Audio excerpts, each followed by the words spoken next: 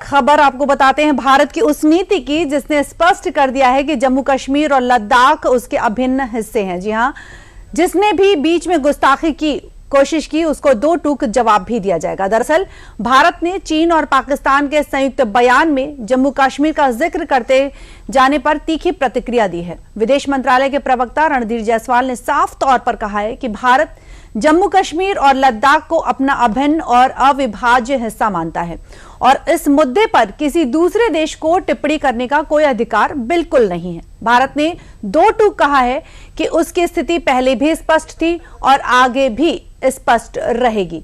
चीन दरअसल विदेश मंत्रालय के प्रवक्ता रणधीर जायसवाल ने यह बयान पाकिस्तान के प्रधानमंत्री शाहबाज शरीफ की चीन यात्रा के बाद जारी संयुक्त बयान के जवाब में दिया है। चीन पाकिस्तान को भारत की चेतावनी दे चुका है। भारत का यह बयान शाहबाज शरीफ की चीन यात्रा के बाद जारी एक संयुक्त बयान में आया है। उसमें कहा गया था कि पाकिस्तान ने चीन को जम्मू कश्मीर के हालात की जानकारी दी और इसके बाद चीन ने कहा कि जम्मू कश्मीर मुद्दा इतिहास से जुड़ा विवाद है और इसका जो समाधान है वो संयुक्त राष्ट्र चार्टर यानी यूएनएससी प्रस्तावों और द्विपक्षीय समझौतों के तहत शांतिपूर्ण तरीके से होना चाहिए। भारत ने चीन और पाकिस्तान के इस संयुक्त बयान को खारिज कर दिया, सिरे से खारिज कर दिया। भारत ने कहा कि जम्मू और कश्मीर हमारा था और हमारा ही रहेगा।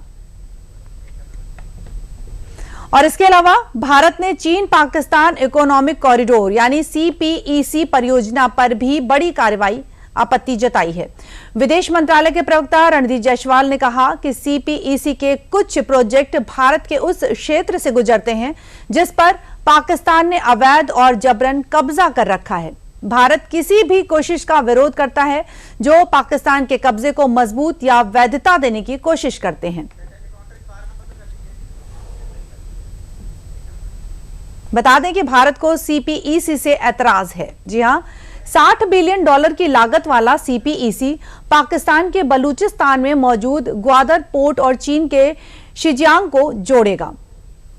सीपीईसी पाकिस्तान के कब्जे वाले कश्मीर के गिलगित बाल्टिस्तान इलाके से भी गुजरता है जिस पर भारत का दावा है।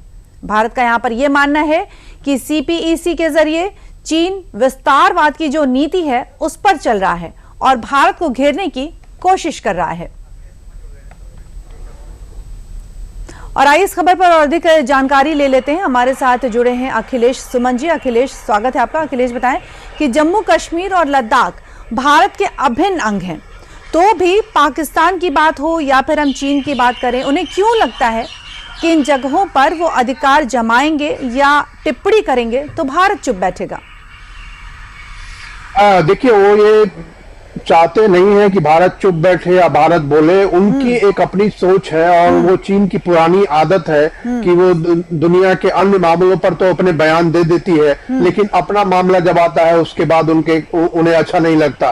भारत की हालांकि हमेशा ये नीति है कि किसी भी देश के या किसी दो देशों के बीच के जो मसले हैं उन मसलों पर भारत प्रतिक्रिया नहीं करता। चीन को से भी इसी तरह की अपेक्षा की जाती है कि जम्मू कश्मीर जो है वो भारत और पाकिस्तान के बीच का मसला है और भारत का एक अंदरूनी मामला है जम्मू एंड कश्मीर। लेकिन चीन इस बात पे हमेशा जो है वो भारत के खिलाफ या ऐसी बातें बोलता है, बोलने की कोशिश करता है जो कि भारत के जो अपने सिद्धांत है उसके अनुरूप नहीं बैठता। जबकि भारत और चीन के बीच में इस तरह का समझौता है कि हम दोनों एक दूसरे के अंदरूनी मामले में हस्तक्षेप न करेंगे और उसके मसले पर न बोलेंगे। और इसी के तहत भारत जो है वो तिब्बत के बारे में नहीं बोलता, ताइवान के बारे में नहीं बोलता, वन चाइना पॉलिसी मानता है भारत। और भारत ने कभी नहीं कहा कि ताइवान या तिब्बत जो है इतिहास से जुड़े मामले हैं। लेकिन ये चीन की एक पुरानी सोची समझी रणनीति है कि पाकिस्तान को अपना एक स्ट्रेटेजिक टूल के रूप में इस्तेमाल करता है ताकि पाकिस्तान के थ्रू जो उनका एक सीपीईसी है, so called China Pakistan economic corridor, जिससे कि अरब सागर में चीन को सीधे प्रवेश मिलता है, उसके चलते वो पाकिस्तान के मसले पर वो इस तरह के बयान देते हैं जो पाकिस्तान को थोड़ा अच्छा लगता है। जबकि सीपीईसी भी जो है वो भारत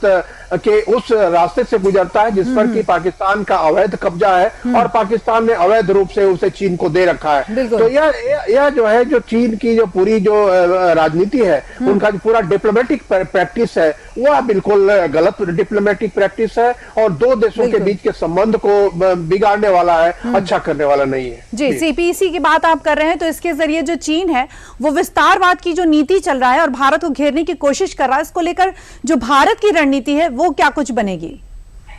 देखिए, निश्चित तौर पे भारत लगातार ये कहता रहा है और भारत इस मामले में डायलॉग एंड डिप्लोमेसी की बात लगातार करता है कि जो भी मसले हैं उन्हें बातचीत से हल किए जाएं। तो सीपीईसी का जो मामला है, वो सीपीईसी के मामले पे चीन और पाकिस्तान ने मिलके और इसके पाकिस्तान ने जो अवैध कब्जा कर रखा है इस पे, जो जम्मू कश्मीर का एक हिस्सा है, उस हिस्से से चीन ले जाता है, जबकि चीन को ये चाहिए था कि वो भारत से बात करे, क्योंकि आधिकारिक और संवैधानिक तौर पे वो भारत का हिस्सा है।